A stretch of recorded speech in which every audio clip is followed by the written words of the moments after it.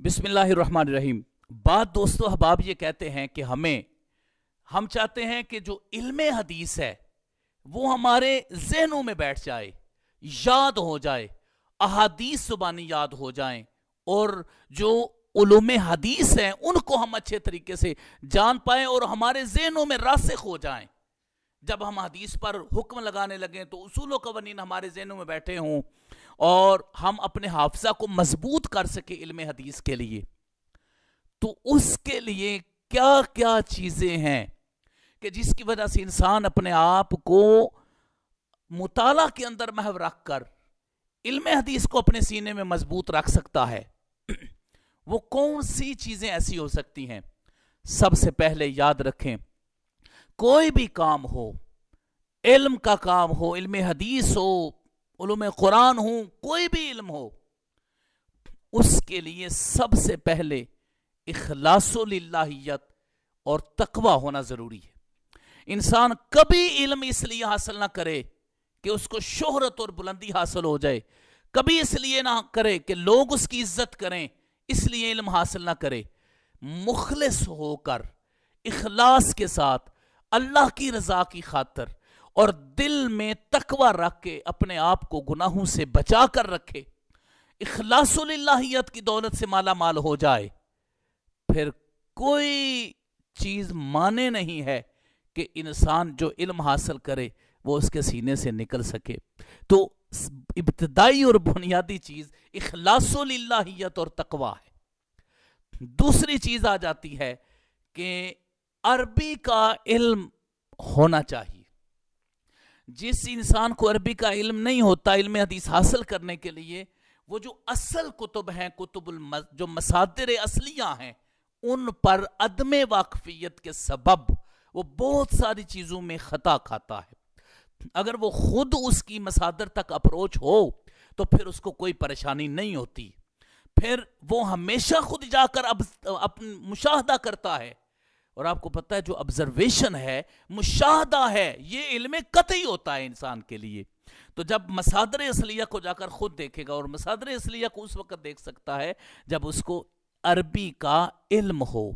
अब इस सूरत में जब वो अरबी जानने वाला होगा तो उसके सीने के अंदर जो इल्म मौजूद होगा वो पुख्ता इल्म होगा, वो फिर रासिखुल इल्म कहलवाएगा। क्यों? इसलिए कि खुद अपनी आंखों से उसने उस इल्म का मुताला किया है। इसके बाद आ गया जी कसरत मुताला। कसरत मुताला जरूरी है। अगर इंसान ये कहे कि मैं पढ़ूं भी ना और मैं आलिम भी बन जाऊं, तो इस तरह तो नहीं होता। ना ही कोई इंसान किसी को पिलाता है। वो एक अलग बात है कि कोई किसी साहिब नजर की नजर हो जाए, तो उमूमी तौर पर मैं अर्ज कर रहा हूं। तो इसलिए कसरत मुताला जरूरी। कसरत मुताला से क्या मुराद है? आप अपना वक्त मुकर्रर कर लें। अगर आप मसरूफ हैं तो वक्त मुकर्रर करें कि इस वक्त में मैंने सिर्फ कुतुब का मुताला करना है। और अगर आपका रुझान ही उस तरफ है तो सबसे बेहतर है फिर आप अक्सर औकात मुताला फरमाएं, चाहे दिन के वक्त करें चाहे रात के वक्त करें। रात के वक्त आप जब महसूस कर रहे हो कि अब इसके बाद मुझमें पढ़ने की हिम्मत नहीं है, तो आप छोड़ दें, आप आराम करें। क्यों? इसलिए कि आप जिस किताब का मुताला कर रहे हैं उसमें दिलचस्पी जरूरी है, उसमें सारी तवज्जो जरूरी है, और नींद उसके आगे हायल रुकावट होती है। और अगर कोई आदमी चाहता है मैं बैठा रहूं, कसरत के साथ मुताला करूं, तो फिर वो अपने खाने पीने का बोझ जरा कम कर दे। वो जितना बोझ कम करेगा उतना उसके बैठने की ताकत और मिकदार ज्यादा हो जाएगी। तो इस सूरत में कसरत मुताला, और कसरत मुताला में ये बात याद रखनी है कि ये नहीं है कि आप फने हदीस सीख रहे हैं और आप तफसीर की किताबों का मुताला कर रहे हैं, आप फिक्र की मुतालों का किताबों का मुताला कर रहे हैं, इसी तरह आप बाकी कुतुब का मुताला कर रहे हैं, तो इससे आपका ज़हन मुंतशिर हो जाएगा। फिर आप अपने ज़हन में किसी एक चीज को मजबूती से बरकरार नहीं रख पाएंगे।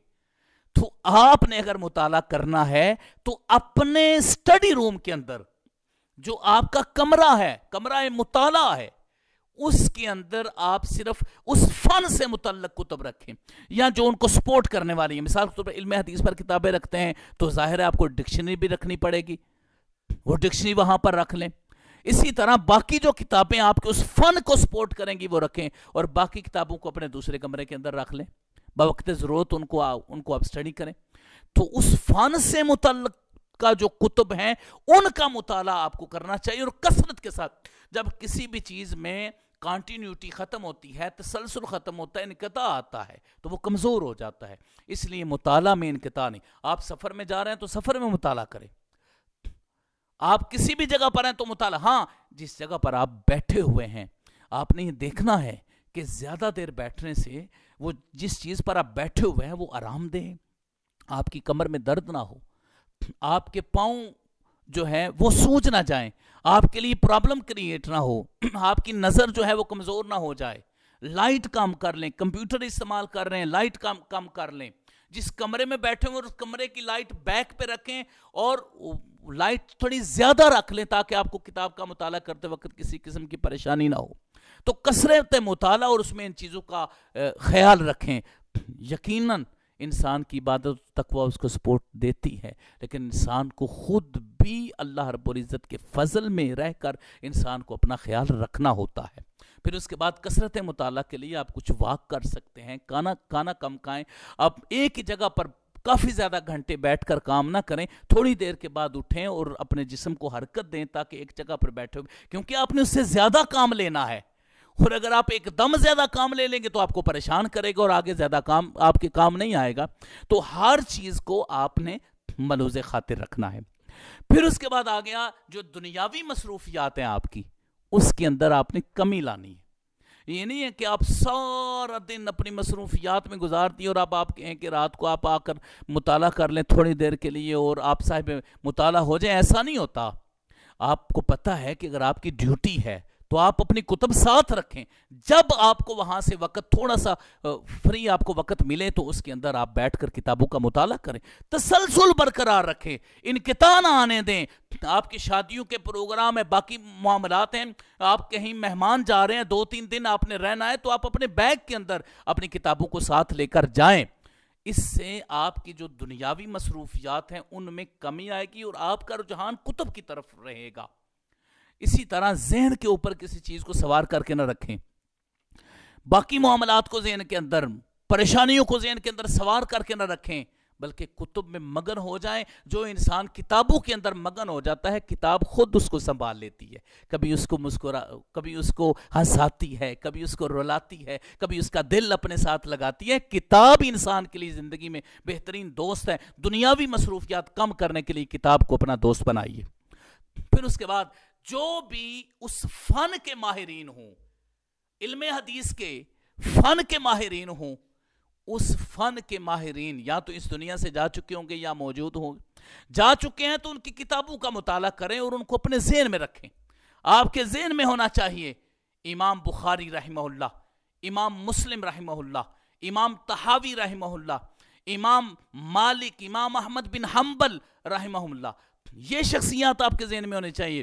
امام ابن حجر اسقلانی, امام ذہبی, امام جلال الدین سیوطی رحمہ اللہ. یہ جو محدثین کرام ہیں وہ آپ کے ذہن میں ہونے چاہیے, کیونکہ آپ اس فن کے اندر کام کرنا چاہتے ہیں.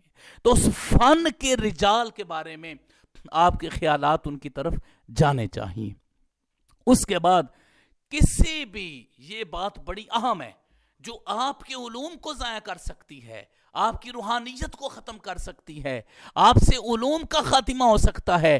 کسی بھی مخلص دین متین کے ساتھ اور بہترین عقیدہ سے متعلق شخصیت کا بغض اپنے دل میں نہیں رکھنا. یہ نہیں ہے کہ آپ کو اگر وہ آپ کے مطابق نہیں ہے, آپ کے ظاہری حیات میں آپ کے مطابق نہیں ہے, تو آپ اس کا بغض رکھیں. کسی بھی شخصیت کا دل میں بغض رکھنے سے انسان علم سے دور ہوتا ہے. سب سے پیار کرنا چاہیے, ہر اس شخص سے جو اچھے عقیدے کا مالک ہو, ہر وہ شخص جو اللہ کے دین کی احسن انداز میں خدمات سر انجام دے رہا ہو, اس کے بارے میں اچھا خیال رکھنا, یہ بھی آپ کے علم کے لیے فائدہ مند ہو سکتا ہے.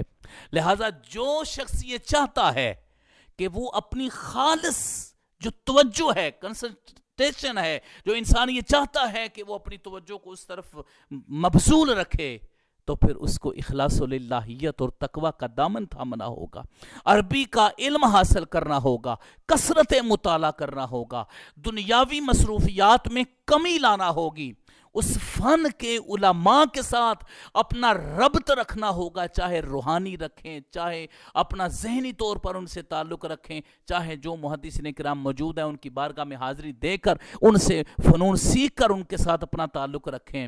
اور اس حوالے سے جو شخصیات ہیں، اہم شخصیات اس فن کی ہیں، ان کے بارے میں اپنا دل، اپنا ذہن صاف رکھیں۔ جس انسان کے اندر یہ خوبیاں پائی جائیں گی وہ انسان علم کا محافظ ہوگا، وہ علم حدیث کو جاننے والا ہوگا، اور علم اس کے ساتھ ساتھ رہے گا۔